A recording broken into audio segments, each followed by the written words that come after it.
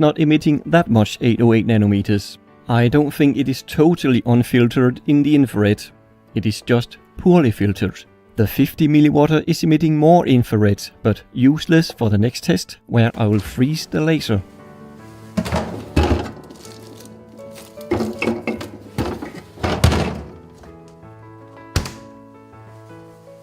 With the 5 mW cooled down, let us confirm that it is not emitting any light, as shown in a previous video.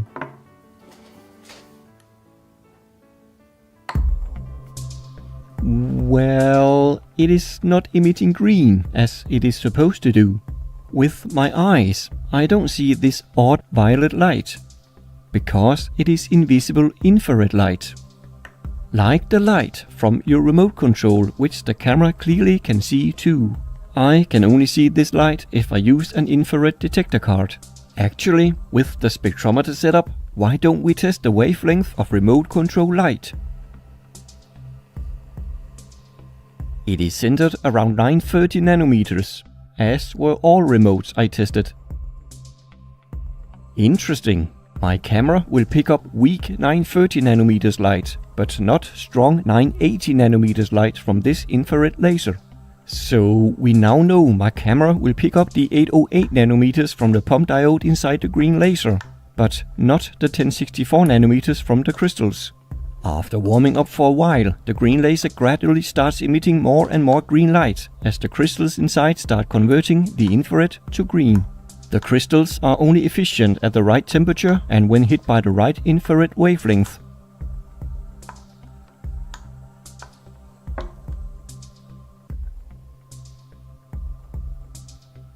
Let's cool the laser again and get some numbers on how it performs cold.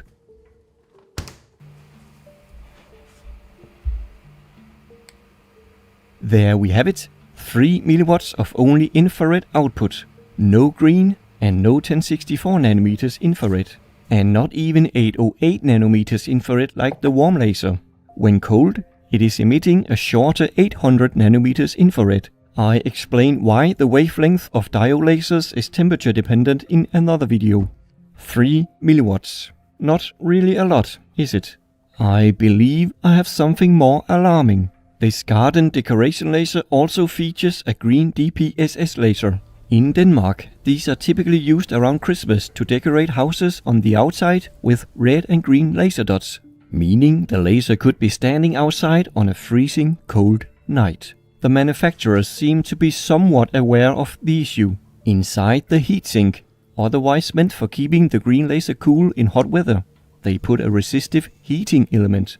With this, the green laser can be warmed up to perform well even at a frost-clear night. But did they remember to add an inexpensive infrared filter to keep the green laser from emitting infrared laser light as it heats up? Here's a quick test on the spectrometer. The red laser is taped over and the warm green laser shows very little infrared leakage. This looks like the spectrum from a well-filtered DPSS laser. Good. What happens when it is cold?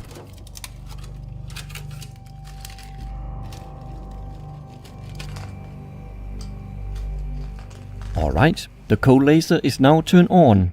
What will we see? Oh no, do you see that? Let me remove the grid lines to make it more visible.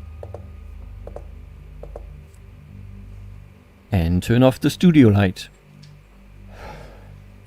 This is basically a strong infrared laser when turned on in the cold. 800 nanometers like the cold pen, just much stronger. I have measured it to be around 40 milliwatts of infrared in a Patreon video. After a few minutes, the heating element and the room temperature has heated the laser enough for it to start lasering in the green.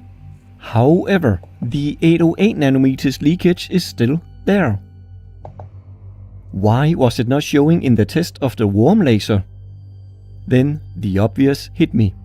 Diffraction. There's a double-axis diffraction grating in front of the laser to split the single beam into hundreds. The longer the wavelength, the more the beam is spread. But There are several orders, and since the 1064 and 532 nanometers are harmonic,